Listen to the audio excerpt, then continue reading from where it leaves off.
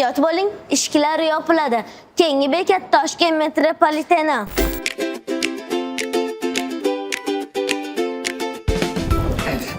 Metro va ayollar haqida 4 qisqali fakt. Metroga tushishingiz bilan bekatlarni va asosiy qoidalarni e'lon qilayotgan ayol ovozini eshitasiz. Eshiklar yopiladi. Keyingi bekat Alisher Navoiy. Kosmonavtlar metro bekatida birinchi ayol kosmonavt Valentina Tereshkova rasmi bor. Metrodagi juda ko'p bekatlarning bezaklarida ona va ayol simolarini ko'rish mumkin. Metroda juda ko'p ayollar faoliyat yuritadi. Masalan, poyezdlarni boshqaradigan ayollarning o'zi 15 nafar.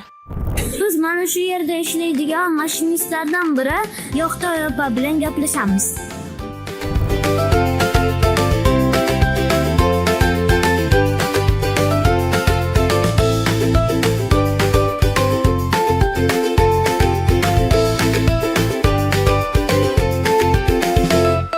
Yoqtoy opa, sizga bir nechta savollarim bor edi.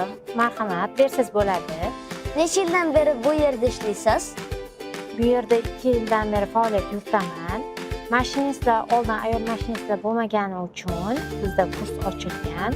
O'sha kursda o'qib, 11 oy o'qiganmiz, 3 oy amaliyot o'taganmiz va 6 oydan beri hozirda mashinist sohasida faoliyat yuritaman. Meni bir savol qiynaydi. Qanaqa qilib birinchi kabinadan eng oxirgi kabinaga o'ta olasiz? Bu savollar juda ko'pchilik berishgan. Bir xilla egsangiz bormi deb aytishadi. Yo'q, javobi oddiy. Birinchi kabinadan oraliq o'tish eshiklarimiz bor. O'sha orqali men birinchi vagonimdan oxirgi kabinamni eshigi orqali o'tib olaman. Tushundingmi, Sirojiddin? Ishdan tashqari vaqtingizda o'zingiz ham metroga tushib turasizmi? Albatta, chunki vaqtimni tejash maqsadida tushib turaman. Metroda bolalar qanday sho'xliklar qilishadi? Metroda bolalar ko'pincha favqulodda aloqa tugmasini bosib sho'xliklar qilishadi. Ba'zi bir ota-onalar bolasini qo'ldan ushamagani uchun platforma chetidan chiqib ketadi. O'shanda ogohlik talab qilgan holatda ularga qarashimiz shart.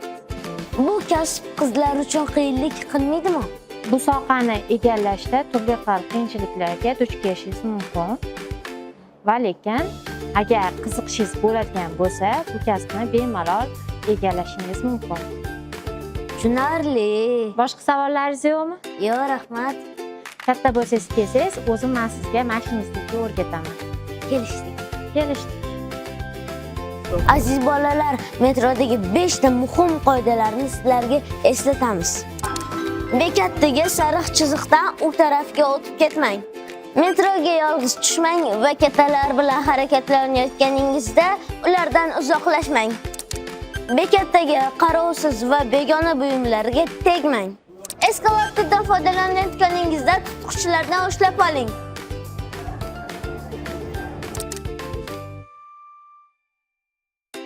Poyezd eshiklariga suyanmang.